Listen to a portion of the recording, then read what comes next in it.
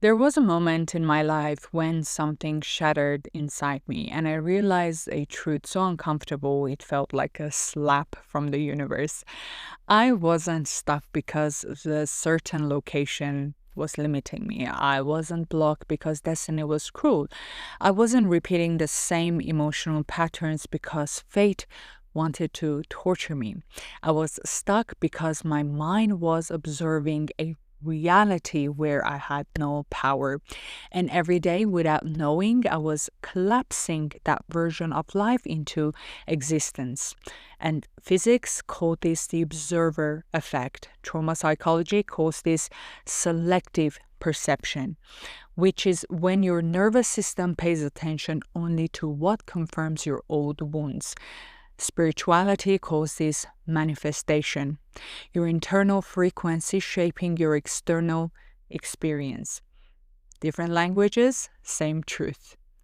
Hello, my beautiful listeners, and welcome back to another episode of Beyond the Mind with Ani. I'm your host, Ani, and today we begin a brand new season, a journey into quantum physics, trauma, consciousness, and the hidden architecture of our lives. Do you want to hear something interesting? Your inner world is not reacting to your outer world. Your inner world is choosing it. Now, imagine this.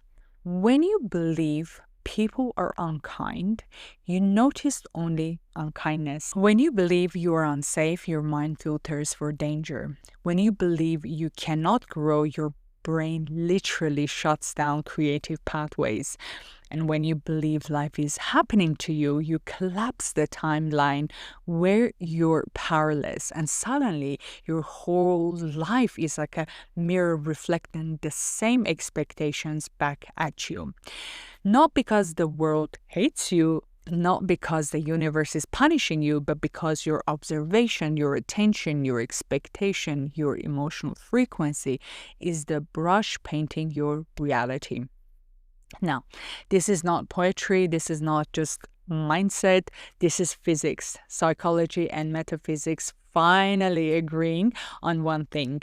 You were never powerless, you were just observing the wrong reality. Think of your life like a radio. All the stations already exist. The happy one, the abundant one, the stagnant one, the lonely one, the inspired one.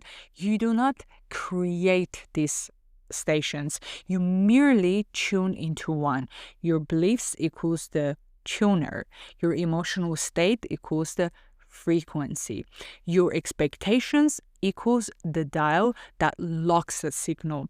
And once you lock onto the frequency, that version of reality becomes the one you hear. Reality is not solid. Before we talk about manifestation, before trauma, before relationships, we need to understand one shocking truth. Reality is not solid. It's a field of probabilities shaped by observations. This is not spirituality and this is not just positive thinking. This is pure physics. Let's talk about double-slit experiments, the birth of the observer effect. The first version of this experiment was done by Thomas Young in 1801, but the quantum version was repeated thousands of times by modern physicists. This experiment is the reason quantum mechanics exist. Here's what happens. Physicists fire tiny particles, photons or electrons, at a board with two slits. When scientists do not observe them, the particles behave like waves. They go through both slits at the same time, creating an interference pattern. This means the particle is not in one place. It exists in multiple probabilities. Reality is fluid, not fixed. When scientists do observe them, the particles suddenly behave like solid objects. They choose one slit and collapse into a single position. Observation changes the outcome. Conscious attention collapses possibility into form. Richard Feynman said this experiment contains the only mystery worth understanding. So, how does this apply to your life? The double slit experiment proves things don't become real until observed. Potential becomes actual through expectations. The observer influences how reality behaves. This is not metaphor. This is the foundation of quantum physics, and the human nervous system follows the same rules. Let me give you an example. Two women, same date, two different realities. This is where physics meets psychology. Let's call this woman number one. Expectations of disappointment. She goes on a date expecting men to leave. Her body becomes tense. Her micro expression becomes guarded. Her attention scans for danger. This activates the amygdala, fear center in the brain. Hypervigilance, selective perception, confirmation bias. She misreads neutral expression as rejections. She closes her heart slightly. She subtly sabotages the potential wave of a beautiful connection that collapses into the particle of failure. Her observation creates that outcome. Now, woman number two. Her expectation of being valued. She walks in with her belief, I'm worthy, I'm safe, and love comes to me naturally. Her nervous system is relaxed. She smiles sincerely, she listens, she receives affection naturally. The date feels easy, flowing, connected. Her observation creates the outcome. Same date, same man, same restaurant, two different universes, not because one woman is better, but because we do not experience reality. We experience what we are observing, which is physics, trauma, biology, and spirituality, all pointing to one truth: expectations, attention, vibration, and outcome. The reason the observer effect shows up so strongly in love is because trauma teaches your nervous system what reality to expect. Your expectations then collapses that version of reality into your life, literally. This is why childhood wounds repeat. This is why dating patterns repeat. This is why abandonment feels like destiny. It is not fate. It is your observer, the part of you that learned, I am unsafe. I must earn love. People leave. I am too much. I am not enough. That part is collapsing the wrong timeline. But, and this is very important, if your observer can create a painful reality, your observer can also create a healed one.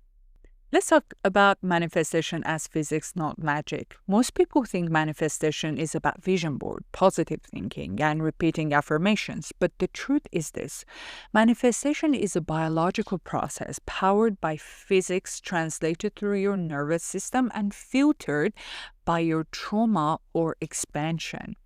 Here are the 4 layers of real manifestation backed by science. Number 1, thoughts equal direction.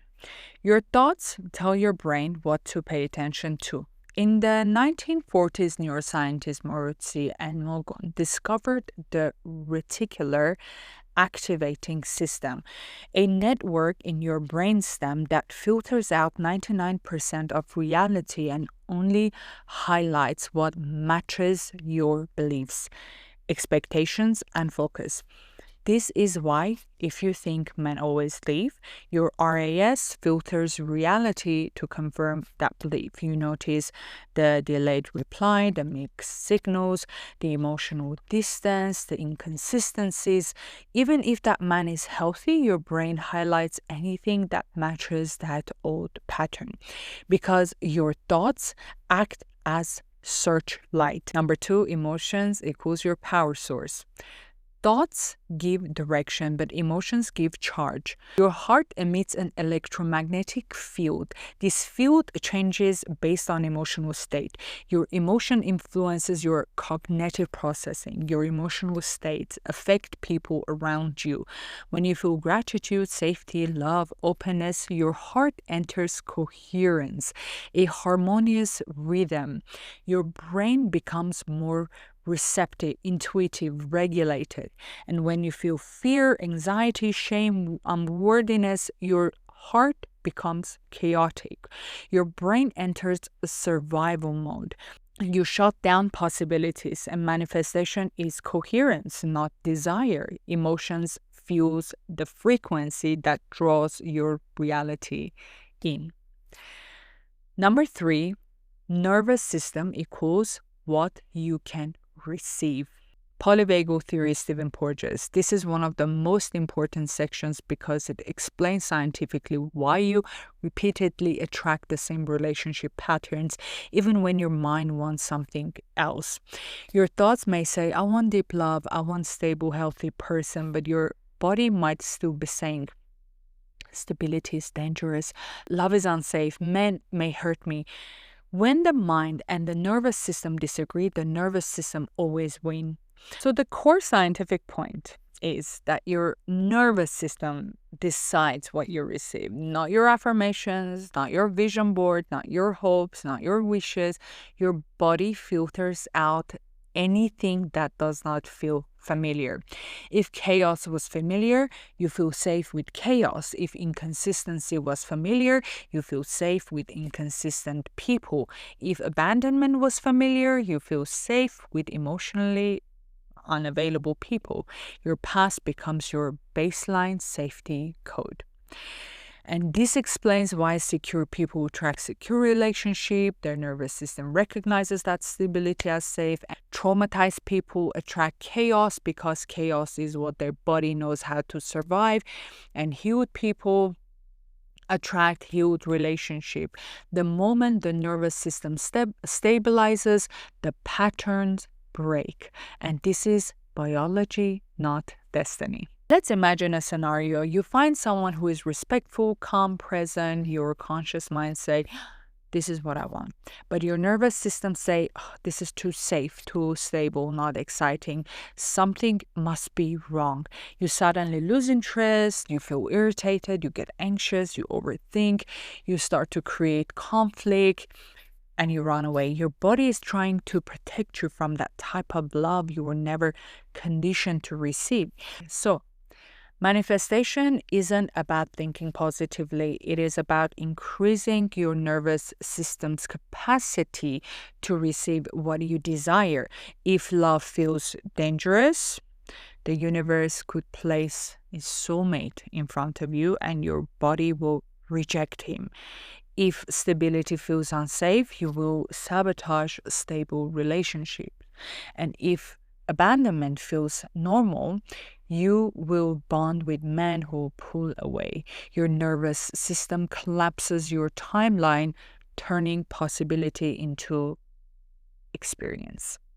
I want you to know that you're not failing to find love. Your body is protecting you from that version of love you never experienced before. So when you heal your nervous system, the type of partner you attract and chooses changes automatically. Expectations equals the timeline you collapse. So observer effect, quantum collapse. This is where physics comes in. Expectations is not hope. Expectation is the measurement device of your inner world. And quantum physics work in this order. Expectation, observation, collapse into one reality. Your expectation becomes the observer. So in life, if you expect abandonment, you collapse that timeline. If you expect rejection, you collapse that timeline. If you expect devotion, your nervous system relaxes and you collapse into that timeline. If you expect worthiness, you show up like a queen and your energy selects partner who can meet you. Expectations is not just mental, it is energetic, emotional, neurological, and quantum. You don't manifest what you want, you manifest what you expect. And expectations equals trauma plus beliefs plus self-worth, nervous system, emotional frequency, and subconscious patterns.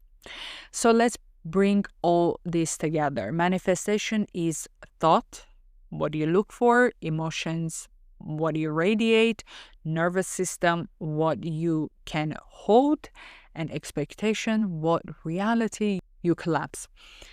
When these four align, reality has no choice but to rearrange itself. Let me give you an example. Someone who expects drama, betrayal, instability will unconsciously chooses people who match those frequencies. Someone who expects loyalty, presence, consistency will feel safe with people who offer that. Expectations become the timeline. Or self-worth. A woman with low self-esteem will ignore all the red flags, overgive, tolerate disrespect, fear asking for more, not because she likes toxic men, but because her observer collapses the reality that matches her beliefs. I must earn love. Someone with high self-worth collapses a different timeline. I am loved because I exist. That is the difference.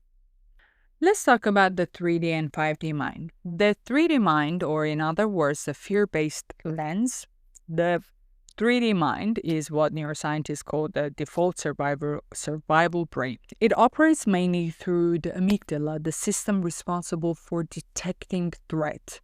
When you live through abandonment or chaos, the amygdala becomes overactive. In quantum terms, this keeps you observing reality from a fixed, limited timeline. What are the characteristics of 3D mind? It sees the reality as rigid and predetermined, repeats old patterns, trauma loops, needs certainty and control, collapses fear-based timelines, sees separation instead of unity, creates masculine, feminine polarity wounds. What is the 5D mind? The expanded consciousness. The 5D mind is supported by what Dan Siegel calls integration, when the prefrontal cortex, heart coherence, and higher intuition operate together. It is not magical thinking, it is neurological upgrade based on prefrontal cortex regulation. It is calm, clarity, decision-making, heart-brain coherence, polyvagal safety, grounded nervous system, quantum logic, reality response to the observer, unified polarity, masculine and feminine energies are integrated. The 5D mind perceives reality not as fixed, but as fluid, always responding to your internal frequencies. And what are the characteristics? It sees the reality as flexible and interactive. It uses intuitions and logic coherently, heals trauma instead of repeating it, collapses higher timelines, understands relationships through energy, not fear, unites masculine structure and feminine receptivity. And let me give you an example. A man becomes inconsistent. A 5D woman says, my nervous system is safe. I don't collapse into fear. What is aligned for me cannot be taken away from me. This is an illusion. This is merely regulation. Her ventral vagal state is active. Her heart and brain are coherent. Her observer effect is stable. So she collapses a healthier timeline.